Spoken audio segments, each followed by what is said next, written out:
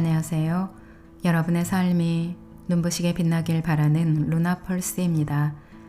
오늘 소개해 드릴 책은 내면의 나를 찾아가는 심리수업 홀로서기 연습입니다. 지은이는 레몬심리, 옮긴이는 박영란, 펴낸 곳은 정민미디어입니다. 레몬심리는 중국의 대표적 심리 상담 플랫폼으로 심리 전문가의 상담을 손쉽게 받을 수 있는 창구로 유명하다고 합니다. 펴낸 책으로는 기분이 태도가 되지 않게, 함께 있어도 외로운 사람들을 위한 심리 수업 등이 있습니다.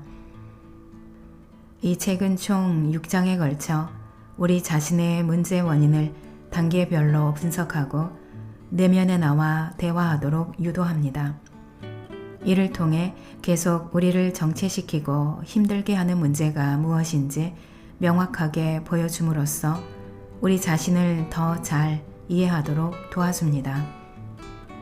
또한 이러한 어려움을 해소할 효과적인 방법도 제공해주는 책입니다.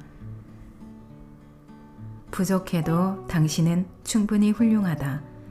지금은 당당히 홀로 서야 할 때. 진짜 나를 깨닫고 행복하게 홀로 서는 법을 알려주는 책입니다. 책의 내용 중에서 일부 소개해 드릴 텐데요. 오늘도 편안한 마음으로 들어주세요.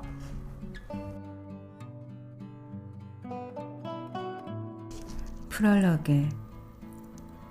어린 시절 아무것도 몰랐을 때 그저 빨리 자라고만 싶었다. 의욕으로 열정이 터졌을 때 그저 한없이 미래를 동경했다. 화려한 꿈들을 품었을 때 그 실현을 위해 무조건 내달렸다. 우리는 이것이 인생이라고 생각했다. 알고 보니 인생은 미리 리허설할 수 있는 쇼가 아니었다. 조금씩 성장하면서 우리는 이 사실을 인정할 수밖에 없었다. 우리 생각대로 살아간다는 건 정말 힘든 일이었다. 우리 인생에는 8가지의 큰 고통이 있다. 이를 불교에서는 흔히 팔고라고 한다. 그것은 생고, 세상에 태어나는 고통, 노고, 늙어가는 고통, 병고, 병을 겪는 고통, 사고, 죽어야 하는 고통, 애별이고, 사랑하는 사람과 헤어져야 하는 고통, 원증회고, 미워하는 사람과 만나야 하는 고통, 구부듣고 구하여도 얻지 못하는 고통, 오성음고, 색, 수, 상, 행, 시계, 오음, 집착에 따른 고통이다. 우리는 살면서 좌절과 상처를 끊임없이 경험한다. 그래서 자신을 보호하고자 마음을 꽁꽁 감싸고 미소와 강인함으로 위장하는 법을 배운다. 또한 다른 사람의 요구와 세상의 성공 방식에 따라 자신을 변화시키는 법을 배운다. 그러나 겉으로 성숙해 보이는 그런 행동 뒤에는 억울함과 무기력함이 바짝 웅크리고 있다. 다른 사람과 다름없어 보이는 평범한 삶이지만 자신만 아는 고통이 담겨 있다. 선택을 눈앞에 두고 어떻게 해야 할지 모르는 세상이 두렵기만 하다. 남에게 인정받고 싶은 마음 때문에 왠지 모르게 항상 불안하기만 하다. 계획만 하고 실제로 움직이지 않으니 아무것도 변하지 않는다. 무엇을 해야 할지, 아니 사는 것 자체가 무슨 의미인지 모른다. 통제할 수 없을 정도로 완벽을 추구하다가 결국 완벽을 추구하는 자신이 가장 완벽하지 않다는 사실을 깨닫는다. 우리의 고민들은 저마다 다르게 보일 것이다. 그런데 자세히 들여다보면 그 모든 불행은 자신을 싫어하는 것에서 비롯된다. 자신을 받아들이지 않는 것은 우리의 가장 진실하고 본질적인 상태이며 많은 사람이 인정하지 못하는 사실이기도 하다. 상처를 드러내고 그것을 치유하기까지 큰 고통을 치러야 한다. 갑옷을 벗고 위장을 해제해야만 비로소 진정한 자신을 깨닫고 그 상처에서 온전히 벗어날 수 있다.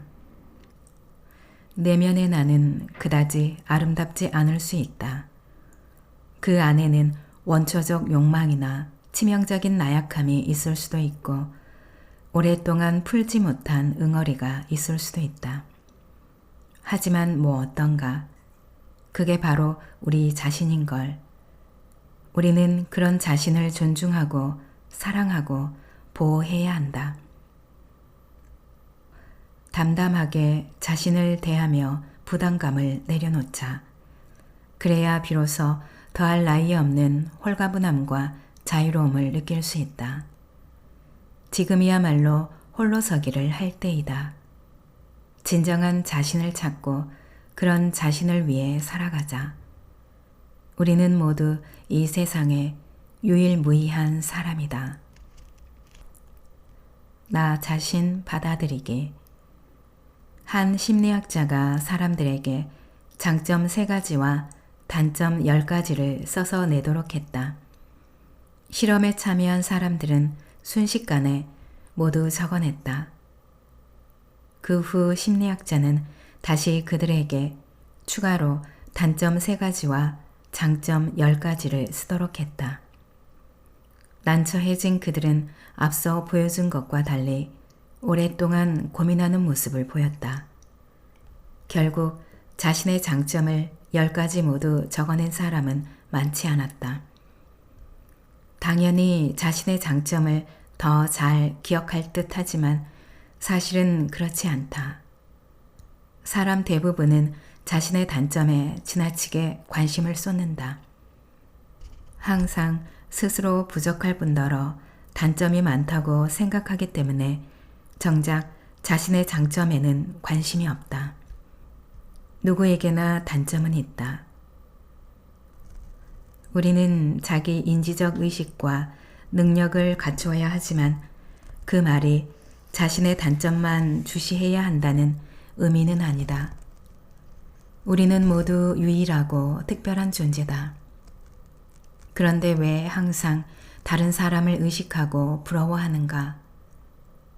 우리가 다른 사람의 인생을 완벽히 복제할 수 없듯 다른 사람도 우리 인생을 그렇게 복제할 수 없다. 그러니 상관할 게 뭐 있겠는가? 그저 자기 인생을 멋지게 살아가면 된다. 굳이 다른 사람과 비교하면서 나 자신을 버릴 이유가 없다. 당신은 다리에 서서 풍경을 바라보고 풍경을 보는 사람은 누각에서 당신을 바라본다. 우리가 다른 사람을 부러워할 때 정작 다른 사람은 우리를 부러워할 수 있다. 사람과 사람 사이에서 비교는 불가피하다. 우리는 항상 명심해야 한다. 자신에게 부족한 점도 있지만 좋은 점도 있다는 사실을. 다른 사람을 부러워하더라도 자신을 소홀히 해서는 안 된다. 과연 어떻게 나 자신을 받아들여야 할까? 첫째, 다른 사람의 비판에도 이성적인 태도를 보인다. 완벽한 사람은 없다. 그렇기에 누구도 비판받는 일에서 자유로울 수 없다. 다른 사람의 비판을 지나치게 중시하면 긍정의 상황으로 나아가는 것이 아닌 부정의 늪에 빠지기 십상이다. 사람들 앞에서 실수하거나 잘하지 못하면 어쩌나 하는 걱정에 악순환이 계속되는 것이다. 따라서 이성적인 태도와 개방적인 사고로 비판을 받아들일 줄 알아야 한다. 그렇게 할 때 사실을 바로잡으면 악의적 이야기를 흘려 들을 수 있다. 둘째, 단점이 있으면 고친다.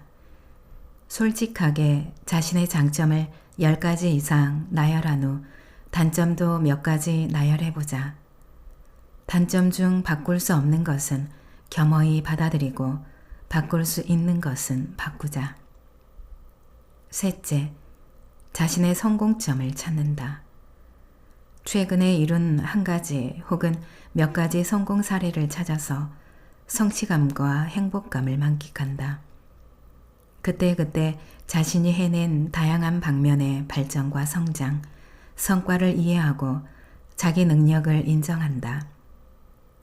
다른 사람의 긍정적인 평가와 태도를 기록해두고 자신감을 높인다.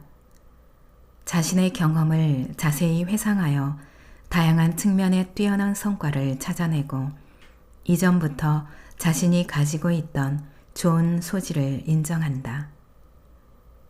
이렇게 하면 단점과 실패보다는 장점과 성과에 집중할 수 있다.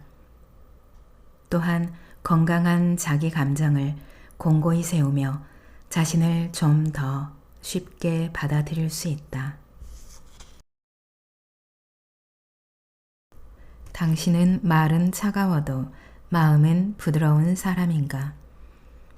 무엇이 그토록 못마땅한지 모르겠지만 당신이 하는 일에 사사건건 지적하는 사람이 있다. 물론 그가 악인이 아님을 알고 있지만 때때로 그의 말이 본의 아니게 비난으로 바뀔 때가 있다. 심리치료의 대가 버지니아 사티어의 핵심 이론에는 5가지의 의사소통 유형이 있는데 앞서 언급한 사람은 비난형에 속한다. 비난형은 인간이 생존을 위해 발전시킨 일종의 자기보호 수단의 유형이라고 보면 된다. 누구나 한 번쯤 다시는 사랑받지 못할 듯한 위협을 느낀 적이 있을 것이다. 그래서 상대방의 비위를 맞추거나 상처받지 않기 위해 오히려 상대를 비난하는 등 다른 대처 방법을 사용하곤 한다. 그런데 이런 대처 방법을 계속 사용하다 보면 점점 자기만의 생존 태도로 굳어진다. 일상적인 의사소통에서 드러나는 비난형 생존 태도는 실제 혹은 가상에 존재하는 위협으로부터 자신을 보호하기 위해 다른 사람을 비난하고 부정하고 결점을 지적하는 언어적 반응이라고 할 수 있다. 비난형 생존 태도를 보이는 사람은 일반적으로 신체적 능력이 강하다. 이들은 상대방을 비난할 때 과장된 몸짓으로 설득력을 높이려고 한다.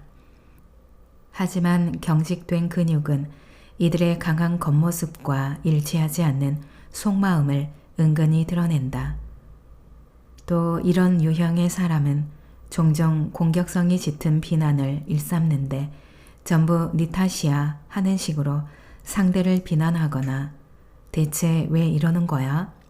혹은 지금까지 뭐 하나 제대로 한 적이 없어 등으로 상대의 행동을 부정하기도 한다. 또한 다른 데서 이유를 찾을 필요 없어.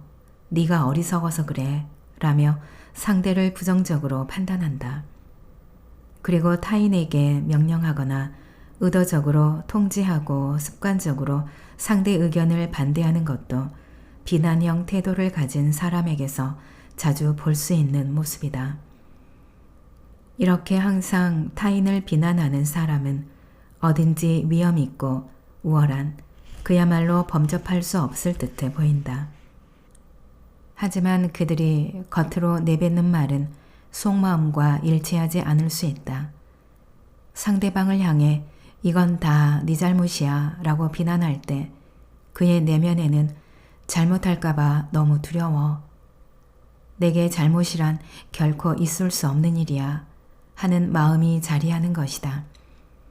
또 상대방을 공격하거나 명령할 때 나는 반드시 강해져야 해.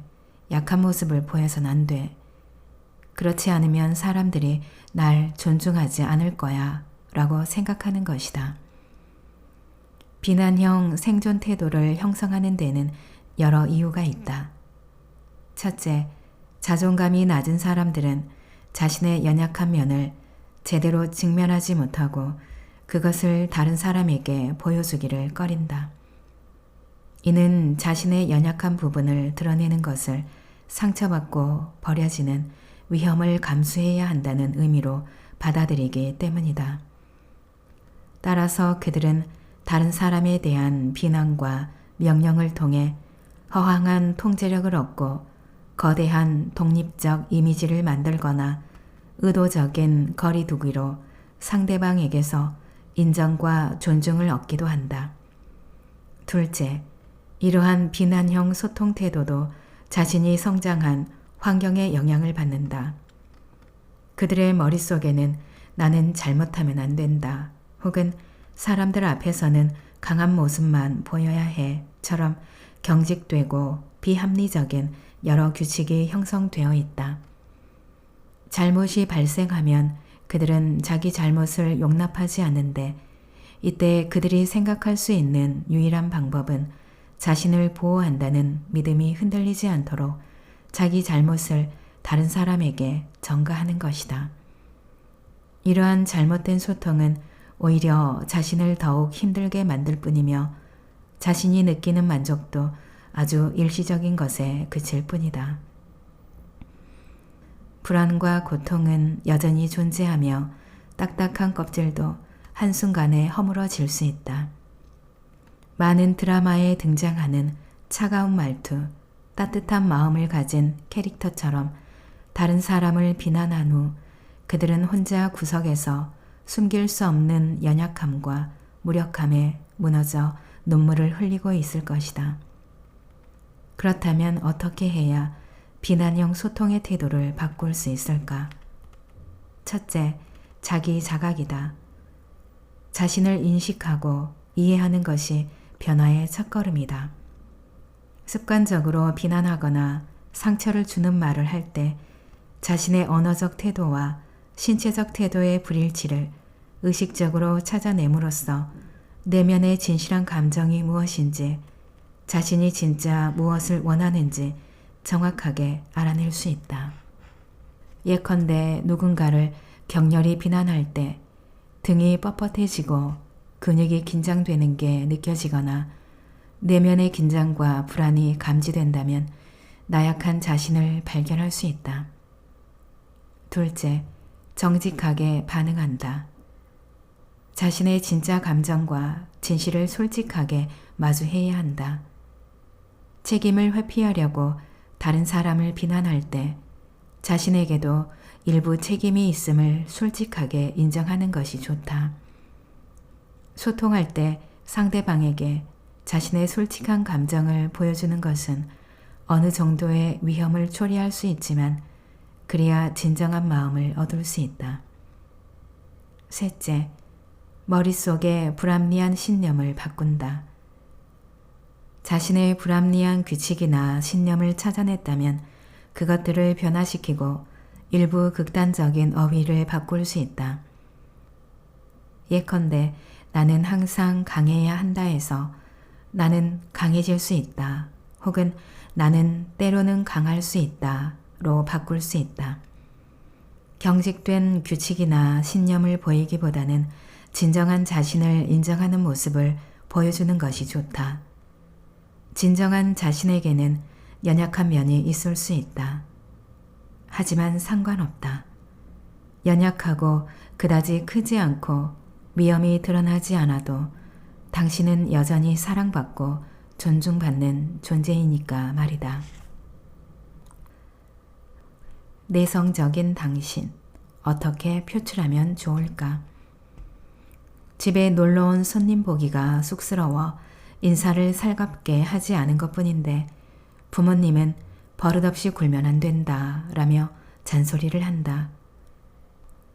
그저 내키지 않아서 소극적으로 수업에 참여한 것뿐인데 선생님은 비사교적인 학생으로 규정한다.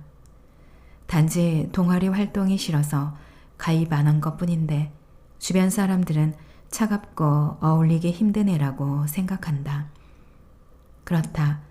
외향적인 사람에 비해 내성적인 사람에 대한 세상의 시선은 사실 그리 곱지 않다. 내성과 외향은 스위스의 심리학자 칼 구스타프 융이 최초로 태도 유형에 따라 분류한 개념이다. 외향적인 사람은 모든 주의력과 에너지를 외부 세계에 두고 그 세계를 인식하고 변화시키는데 최선을 다한다. 반면 내성적인 사람은 모든 주의력과 에너지를 내부 세계에 두고 내면을 이해하고 변화시키는데 중점을 둔다. 외향적인 사람은 특히 외부의 모든 피드백에 신경을 쓴다. 그들은 시시각각 다른 사람의 평가에 따라 그에 상응하는 에너지를 얻는다. 반면 내성적인 사람은 늘 자기 내면의 파란만장한 세계를 탐색하는데 신경 쓴다. 또한 다른 사람의 의견이나 평가를 중시하지 않기 때문에 어떤 일에도 크게 동요하지 않는 편이다. 그들은 충전 배터리처럼 자가 충전을 위해 오래도록 혼자 보낼 수 있다. 이제 왜 같은 파티장에 가면 너무도 다른 모습을 보이는지 이해될 것이다. 파티장에 가자마자 흥분제라도 맞은 듯 무대 위에서 신나게 노는 사람이 있는 반면 발코니에 나가 홀로 조용히 도시의 화려한 불빛을 감상하는 것만으로도 마음이 편안해지는 사람도 있다. 내성적인 것은 단점이 아니라 다양한 성격 중 하나일 뿐이다. 그러니 더 이상 고민하거나 열등감을 느낄 필요는 없다. 산업사회로 들어선 이후 갖가지 생산 활동을 완수해내려면 대대적인 협력이 필요하다. 원래 작은 규모로 진행되던 소작농 경영 방식은 더 이상 사회적 흐름을 따라가지 못했다. 이때 다른 사람과 교류하고 소통하는 것이 매우 유용한 기능으로 작용했는데 이런 분위기 때문에 외향적인 사람이 사회적으로 우세한 자리를 선점할 계기가 되었다. 내성적인 사람들은 외향적인 사람이 더 행복할 뿐더러 사회적으로 더 많은 인정을 받는 것처럼 보이기 때문에 스스로 외향적 변화를 꾀하지 않는 이상 그냥 현실에 안주하며 사는 게 낫다고 생각한다. 사실 많은 사람이 성공한 것 같고 사회적으로 완벽하게 보이지만 내면에는 여전히 깊은 불안감을 숨기고 있다. 이는 사람들에게 보여주는 자신이 진정한 자신이 아니기 때문이다. 진정한 자아와 동떨어진 사람이 불안감을 느끼는 건 당연한 일이다. 내성적인 사람이라면 자신의 진정한 모습을 스스로 존중해 주는 것이 좋다. 지나치게 다른 사람의 비위를 맞춰봤자 오히려 더 피곤해질 뿐이다. 알고 보면 내성적인 사람이라도 타인과 교제할 때 나름대로 장점이 있기 때문에 몇 가지 요령만 터득하면 어디서든 환영받을 수 있다. 간단한 예로 모임 장소에 일찍 나가보는 것이다. 너무 늦게 가면 다른 사람들이 다 모인 후이기 때문에 화기애애하고 시끌벅적한 상황에서 그들 속으로 들어간다는 것 자체가 부담될 수 있다. 조금 일찍 모임 장소에 가서 주변 환경에 익숙해진 다음 뒤이어 참석하는 사람들을 맞아준다면 무리에 어울리는데 도움될 것이다. 일반적으로 내성적인 사람이 깊이 있다고 말하는 이유는 평소 과묵한 편인 만큼 자기 자신을 돌아보고 통찰하는 시간을 자주 갖기 때문이다. 그들은 사회생활을 할 때 특정한 말이나 행동으로 사람들의 환심을 살 필요도 의도적으로 다른 사람과 거리둘 필요도 느끼지 못한다. 대화 중에 침묵하거나 영양가 없는 말을 해도 크게 상관하지 않는다. 그들은 항상 특유의 침착함으로 진중하고 안정된 태도를 보일 뿐더러 경청을 잘하기 때문에 다른 사람의 호감을 사기가 훨씬 쉽다. 또 하나, 타임아웃을 외칠 줄도 알아야 한다. 어색한 분위기가 흐르면 잠깐 화장실을 간다거나 마실 것을 가지고 오겠다며 잠깐 자리를 뜨면 된다. 여기서 기억해야 할 점은 미소를 유지하고 상대방에게 머뭇거리는 인상을 남기지 않는 것이다. 마지막으로 지레 내성적인 사람이라는 커다란 모자를 쓴 채 겁내며 벌벌 떨지 말자. 자기 성격의 속성을 깨닫고 일부러 바꾸려 애쓰지 않는다면 당신의 내면은 말할 수 없는 즐거움과 평온함으로 가득할 것이다.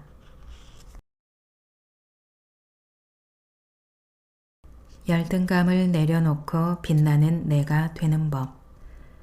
열등감에 사로잡힌 사람들은 각각의 독립적 개체인 만큼 저마다 다른 방식으로 열등감을 드러낸다. 사람들이 보이는 열등감 표현 방식은 크게 두 가지다. 첫 번째 표현 방식은 말이나 행동을 통해 내면의 수치, 불안, 근심을 직접적으로 드러내는 것이다. 예컨대 회사 팀장이 당신에게 중요한 프로젝트 하나를 맡기려고 한다. 물론 당신도 이것이 아주 좋은 기회임을 잘 알고 있다. 하지만 마음속 나는 자신 없어. 내가 했다간 망치고 말 거야. 그러면 사람들이 다 비웃겠지 하는 목소리 때문에 슬금슬금 프로젝트를 거절할 이유를 찾는다. 두 번째 표현 방식은 열등감을 오만함으로 위장하고 억지로 자연스러운 척하며 저 사람은 정말 나약하다니까 보다는 저 사람 봐 정말 대단하다 라는 느낌을 주려고 애쓴다. 사실 열등감은 다른 사람은 이상적으로 여기면서 정작 자신은 비하하는 과정이다. 지나친 비교는 자신을 부인하고 무기력하게 만들어 저항할 수 없는 지경으로 내몬다. 열등감에 대한 우리의 행동은 크게 두 가지로 갈린다. 하나는 전진 동력으로 삼아 자신을 증명하려 노력하는 것이고 다른 하나는 타인과의 교제를 기피하고 이상적 기준을 회피하는 것이다. 전자는 성과를 통한 자기 가치와 존재감 부각에 긍정적 효과를 일으키는 반면 후자는 자기 중심적인 방향으로 흘러갈 뿐더러 고립되기 때문에 부정적 효과를 일으킨다. 그렇다면 우리는 어떻게 열등감을 버리고 자기 부정이 가득한 이 세상을 헤쳐나가야 할까? 첫째, 열등감에 대한 정확한 인식과 심리적 스트레스를 줄일 줄 알아야 한다. 지난날을 돌이키며 열등감을 느끼는 이유가 자신의 성격 혹은 가정 환경 때문인지 아니면 다른 그 무엇 때문인지 정확하게 알아야 한다. 또한 열등감이 어떻게 표출되는지도 관찰해야 한다. 열등감이라는 실체를 정확히 인식할 때 심리적 스트레스도 날릴 수 있다. 완전 무결한 인간이란 없다. 나에게 없는 능력이 다른 사람에겐 있을 수 있다. 이런 당연한 일로 열등감에 사로잡힐 이유가 없다. 다른 사람에게 없는 또 다른 능력이 나에겐 있으니까 말이다. 둘째, 비교의 비교 가능성을 판단하고 진짜 비교를 배운다. 이제 막 사회로 나온 직장인 새내기와 회사를 일군 최고 경영자가 커리어 측면에서 비교 대상이 될까? 그렇지 않을 것이다. 아니, 비교하겠다는 것 자체가 말이 안 된다.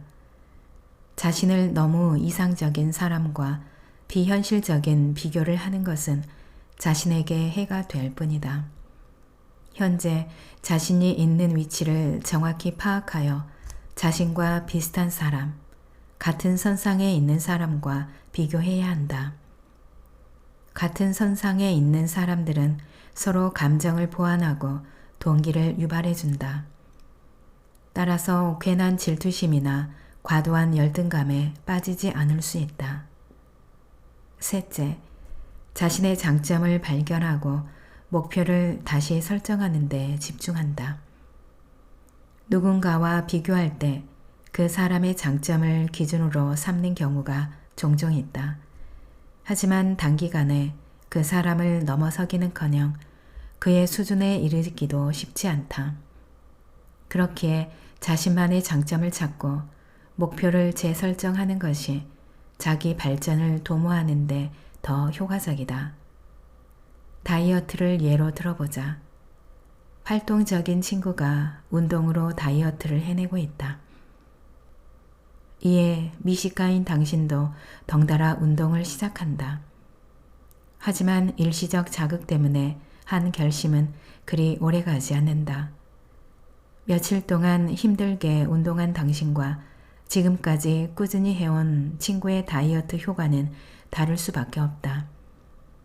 이 사실을 알지만 어느 순간 열등감이 팍팍 밀려온다. 이런 경우 방법을 달리해 볼 필요가 있다.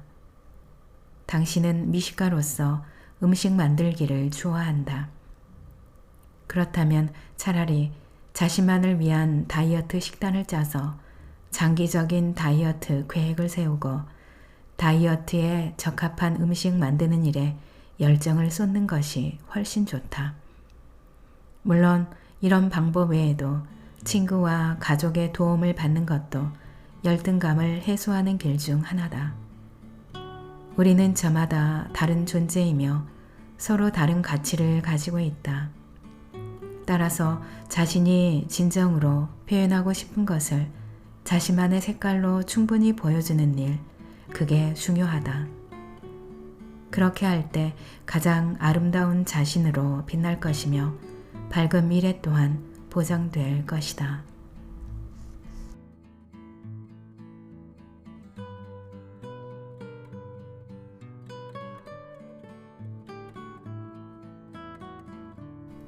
낭독은 여기까지입니다. 여러분의 구독과 좋아요, 댓글은 저에게 큰 힘이 되는 거 아시죠? 오늘도 끝까지 들어주셔서 감사합니다.